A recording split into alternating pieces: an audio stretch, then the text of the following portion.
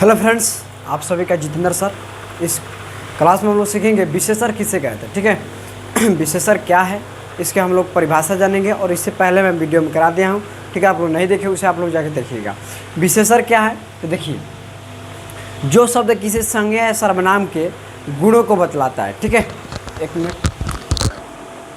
क्या है कि जो शब्द किसी संज्ञा या सर्वनाम के गुणों को बताता है उसे हम लोग क्या कहते हैं, विशेषण कहते हैं। अब यहाँ पे जैसे में अच्छा, बुरा, काला, ये सब क्या है, विशेषण या सर्वनाम या संज्ञा के बदले में आता है, जिसका गुण बतलाता हो।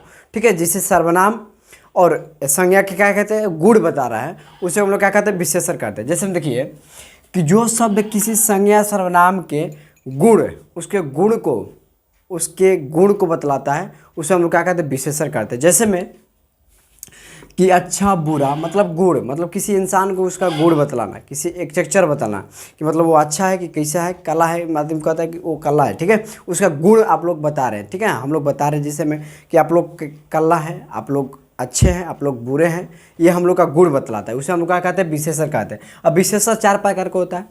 ठीक है, तो एक गुणवाचक विशेषण, एक होता है संख्यावाचक, एक सर्वनामिक वाचक, एक होता है परिमाणवाचक। ठीक है, चलिए तो हम लोग देखते हैं पहले कि विशेषण कितने प्रकार का होता है, 4 प्रकार का।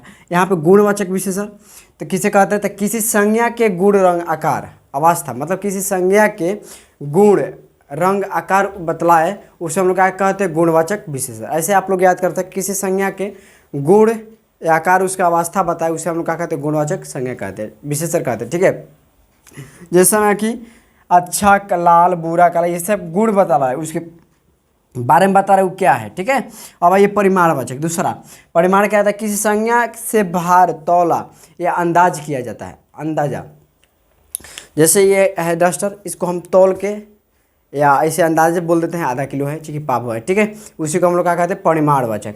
किसी संज्ञा से भार, फेंजा के तौला या अंदाज का बोध हो, उसे हम लोग क्या कहते हैं, उसे हम लोग कहते हैं परिमाणवाचक विशेषण। अब आता है संख्यावाचक। किसे कहते हैं, किसी व्यक्ति, किसी वस्तु या वस्तु की संख्या का बोध हो, किसी वस्तु या वस्तु की संख्या क्या हो, बोध हो, उसे हम लोग क्या कहते हैं, उसे हम लोग कहते हैं संख्यावाचक विशेषण। ठीक है, इसे हम लोग कहते हैं, जिसे कह रहे कि किसी वस्तु या वस्तु की संख्या का बोध हो, किसी वस्तु या वस्तु की संख्या का बोध हो, मतलब संख्या किसी भी, जैसे में कि 2-4 रुपया, जैसे 2-4 रुपया हो गया, 20 पैसा हो गया, चाहे कोई वस्तु की संख्या हो गया, जैसे किताब कॉपी हो गया, इसका संख्या। ठीक है, उसी का है।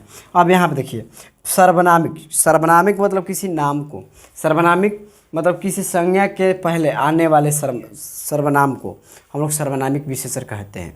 किसी संज्ञा के पहले आने वाले सर्वनाम को हम लोग क्या कहते हैं, जैसे में पुस्तक, ये सब क्या है, संज्ञा है। अच्छा, काला, ये सब क्या है, जैसे वह कौन लड़का है, यह क्या बता रहा है, मतलब कि किसी संज्ञा के पहले आने वाला। ठीक है, संख्या के पहले आने वाला, उसे हम लोग क्या कहते हैं, सर्वनामिक विशेषण। आई होप कि आपको लोग समझ में आ गया होगा और इसे आप लोग याद कर लेना है, बहुत आसान है, कुछ ज़्यादा नहीं है भारी। ठीक है, चलिए, अगर अच्छा लगा तो चैनल को सब्सक्राइब कर लीजिएगा और शेयर जरूर कीजिएगा। अगले वीडियो में मिलते हैं। जय हिंद दोस्तों।